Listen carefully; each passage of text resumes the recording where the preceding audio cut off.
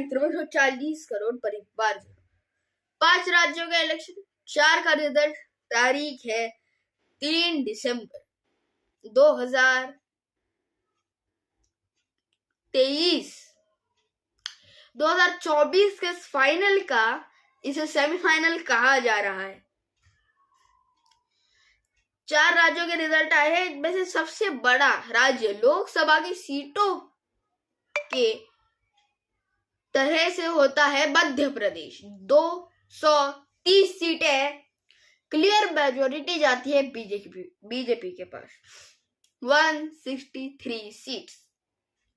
फिर Congress 66, Rajasthan 199 seats, 115 seats to BJP and 69 to Congress. फिर Telangana 119 seats, Telangana में कांग्रेस जीतती है election. 64 seats, BHRS regional party है, यहाँ की स्ट्रॉन्ग पार्टी है, 39 सीट्स पे से बच जाती है, जिसके मेन फेस रहे हैं केसीआर। और उसके बाद आती है बीजेपी, सिर्फ 8 सीट मिलती है। उसके बाद आता है छत्तीसगढ़ के, यहाँ पे होता है सबसे बड़ा अपसेट। 90 सीटें, बीजेपी 54, कांग्रेस 36, जहां पे सरकार बनती है बीजेपी की। तो ऐसा कुछ खेल चला है जिसमें अब हम बात करेंगे कि इलेक्शन के पहले, इलेक्शन में और इलेक्शन के बाद तीनों इसमें क्या फर्क पड़ा। पहले आते हैं मध्य प्रदेश और राजस्थान। मध्य प्रदेश और छत्तीसगढ़ यही 2 राज्य है जिनमें ज्यादा फर्क दिखा है इलेक्शन के बाद। मध्य प्रदेश में इलेक्शन से पहले, 1 साल पहले, एक मेरी बहना योजना चालू होती है। 1200 रुपए हर महिला को, वो जो कंडीशंस थी उस स्कीम की, उसके द्वारा दिए जाते हैं। जैसे विधवा महिलाओं को, जिन महिलाओं के पास 5 एकड़ से कम जमीन है, ऐसी महिलाओं।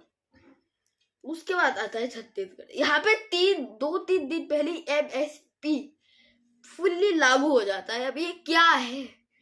ये MSP में किसानों को सेंट्रल से ज्यादा प्राइस में खरीदा जा रहा था उनका जो उगाया हुआ प्रोडक्ट था, पर अब शायद एक क्रेडिट कांग्रेस को नहीं मिलेगा। तेलंगाना ये राज्य शांत रहता है, और राजस्थान भी, यहाँ पे हलचल बहुत पहले से चालू थी। 2.5 साल अशोक गहलोत और 2.5 साल सचिन पायलट का अंतराल वो था कि हो जाएगा, नहीं हो पाया था। तो यही कहानी रही, पर इलेक्शन के बीच में बहुत बड़े चेंजेस आते हैं। इलेक्शन चालू होता है, काउंटिंग शुरू होती है। एग्जिट पोल्स बिल्कुल डायरेक्टली 2 स्टेट्स, तेलंगाना और राजस्थान, यहाँ पे बिल्कुल ओपन कर देते हैं कि यहाँ पे तो क्लियर स्वीप आने वाला है। पर छत्तीसगढ़, मध्य प्रदेश, यहाँ पे जहाँ पे टक्कर होगी बिल्कुल कांटे की, ये टक्कर होती नहीं है।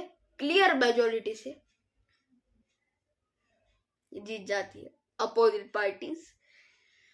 तो यही बात होती है। और राजस्थान ने अपनी प्रथा जारी रखी है, 5 साल एक पार्टी, दूसरे 5 साल एक पार्टी, 10 साल में 2 पार्टी। तेलंगाना में पहली बार केसीआर के नेतृत्व में BHRS की हार हुई है। तो ऐसा हो रहा है कि कांग्रेस ने जहां पे उनका सबसे कम जीतने का चांस था, वहां पे वो जीत गए। जहां पे उन्हें जीतना चाहिए था, वहां पे हार गए। और राजस्थान में कड़ी टक्कर देनी चाहिए थी, वहां पे क्लीन स्वीप हुआ। छत्तीसगढ़ में क्लीन स्वीप हुआ। इवन मध्य प्रदेश में, जहां पे ऐसा कहा जा रहा था कि जीत जाएंगे, वहां पे हुआ क्लीन स्वीप। अब इसके बाद क्या होगा? इसके बाद होगी क्लियर डोमिनेशन, क्योंकि इसके बाद एक बहुत फेमस डायलॉग है, ये 70 घंटे, ये 70 मिनट, माफ कीजिएगा, ये 70 मिनट तुम्हारे हैं, इन्हें तुमसे कोई छीन नहीं सकता। अब ये 70 दिन है कांग्रेस के पास या फिर इंडिया अलायंस के पास अपने आप को थोड़ा सा हल्का सा डिफेंस बनाने का, क्योंकि जितना था उसे प्रधानमंत्री मोदी जी ने, उनके चेहरे ने, उनकी पार्टी ने भेद के रख दिया है। तो कुछ ऐसा हुआ है कि आपने जितना डिफेंस बनाया था वो 1 सेकेंड में, 1 दिन में पूरी तरह तितर बितर हो गया, उसके चीथड़े उड़ा दिए गए।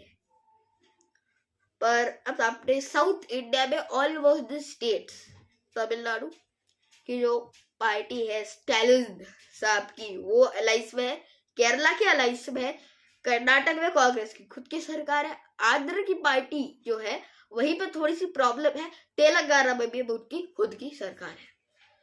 तो साउथ इंडिया के 5 में से 4 आपके पास है। उड़ीसा इंटरफेरेंस नहीं आने वाली, उड़ीसा अपना एक इंडिपेंडेंट स्टेट रहा है सेंट्रल की पॉलिटिक्स में। बंगाल की गवर्नमेंट आपके साथ है, यूपी में जो अपोजिट पार्टी है वो आपके हाथ है। पर यहाँ पे जहाँ पे परफॉर्म करना था कांग्रेस को इंडिया अलायंस के प्रेशर में नहीं कर पाए और बीजेपी मौके पे छक्का मार गई। कहा जाए अगर कुछ छक्के इसी तरह वर्ल्ड कप फाइनल में लग जाते तो अलग रिजल्ट हो सकता था। और इसी तरह कई ऐसे पॉइंट्स आई, कई ऐसी गेंदें आई जो स्टेडियम के पार जानी चाहिए थी पर वहां पे डिफेंस करती रह गई कांग्रेस। तो एक ह्यूमिलेटिंग हार और बीजेपी को बधाइयां उनकी 3 राज्यों की जीत के लिए और कांग्रेस को भी तेलंगाना की उनकी जीत के लिए। मैं कार्तिक देशमुख आपसे लेता हूँ विदा। जय हिंद, जय भारत।